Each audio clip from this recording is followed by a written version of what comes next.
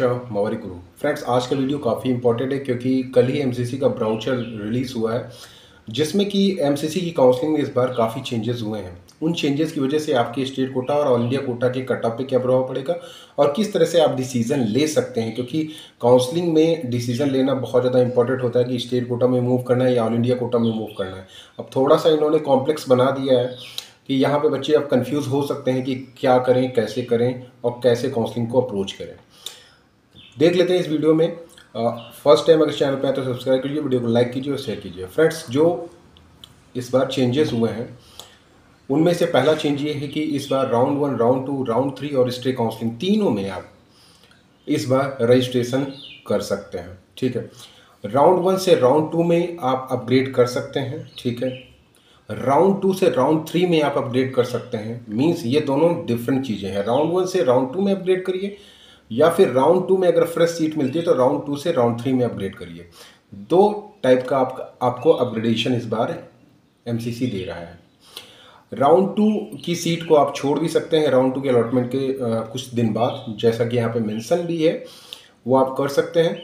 इस बार एक strict rule बनाया गया है कि स्टे काउंसलिंग में अगर आपको सीट मिल भी गई तो उसको ज्वाइन करना कंपलसरी होगा, और अगर आप नहीं ज्वाइन करते हैं तो 2 साल के लिए आप एमसीसी काउंसलिंग से हटा देंगे, मीन्स नीट नहीं दे पाएंगे। ठीक है, बाकी आपका जो फीस है वो तो फॉरफिट होगा ही। राउंड 1 फ्री एग्जिट हमेशा की तरह इस बार भी होगा।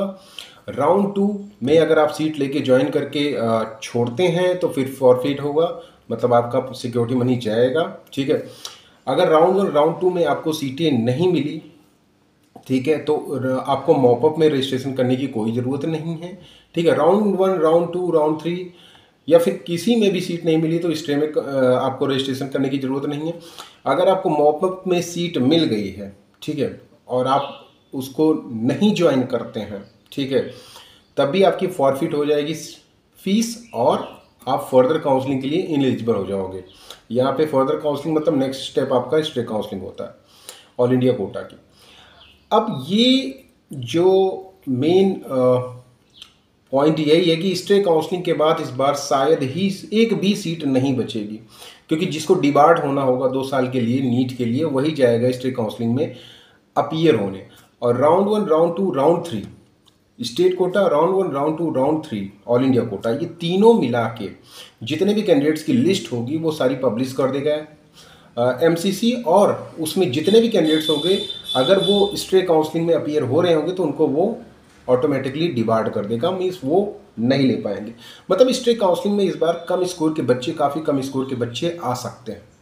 ठीक है, कम स्कोर पे आपको सीटें भी मिल सकती हैं। लेकिन अब यही रूल क्या इस बार स्टेट कोटा में भी आता है, क्योंकि राउंड 1 से राउंड 2 अपग्रेडेशन और राउंड 2 से राउंड 3 अपग्रेडेशन, अगर स्टेट कोटा का भी यही रूल आता है तो फिर सारी चीज़ें डिफरेंट हो जाएंगी, क्योंकि यहाँ पे आपको पूरा डिसीजन लेना पड़ेगा कि हमें स्टेट कोटा में भी मूव करना है, ऑल इंडिया कोटा में मूव करना है, तो किस तरह से मूव करना है।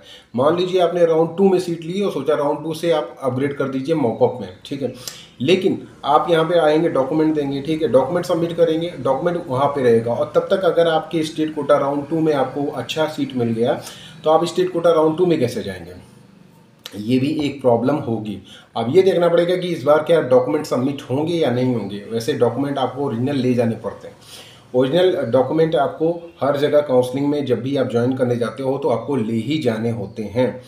तो ओरिजिनल डॉक्यूमेंट का ही पंगा यहाँ पे फंसेगा, चाहे आप स्टेट कोटा में जा रहे हो या ऑल इंडिया कोटा में जा रहे हो। ठीक है, तो एक कैलकुलेटिव डिसीजन लेना पड़ेगा कहाँ से आपको मूव करना है।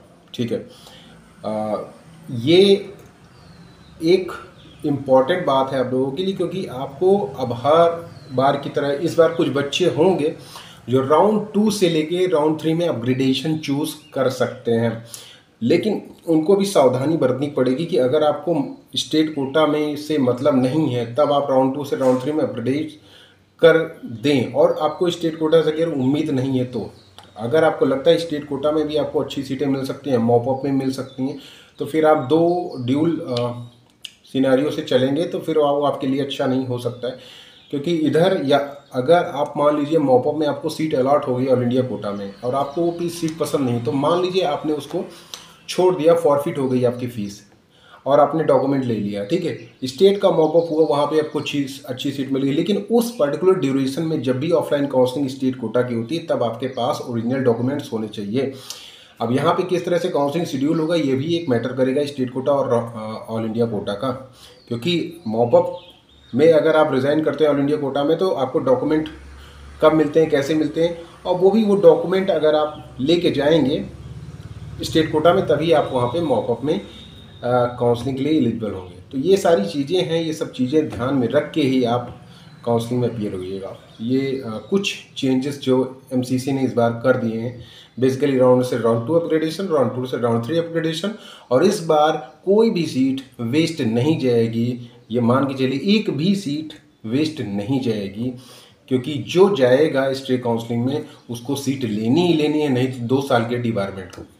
That's all.